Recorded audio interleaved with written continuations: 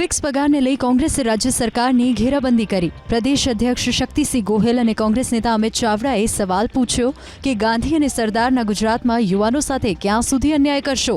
કોંગ્રેસે માંગ કરી કે ફિક્સ પગાર મામલે ગુજરાત હાઈકોર્ટે આપેલા ચુકાદાનું પાલન કરી સુપ્રીમ કોર્ટમાં ચાલતો કેસ સરકારે પરત ખેંચવો જોઈએ। નરેન્દ્ર મોદીના નેતૃત્વ અને માર્ગદર્શનમાં ગુજરાતની વિકાસ યાત્રાને સોમવારે 23 વર્ષ પૂર્ણ। 7 ઓક્ટોબર 2001ના દિવસે ગુજરાતના મુખ્યમંત્રી તરીકે નરેન્દ્ર મોદીએ શપથ લીધા હતા। ત્યારથી અત્યાર સુધીની 23 વર્ષની સંકલ્પ સિદ્ધિની ગાથા જન જન સુધી પહોંચાડવા 7 ઓક્ટોબરથી 15 ઓક્ટોબર સુધી વિકાસ સપ્તાહની ઉજવણી કરાશે।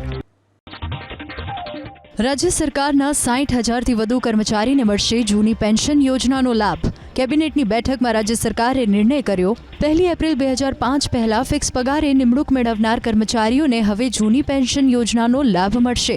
રાજ્ય સરકારના આ નિર્ણયને રાષ્ટ્રીય શૈક્ષિક મહાસંઘ સહિત વિવિધ સંગઠનોએ આવકાર્યો છે।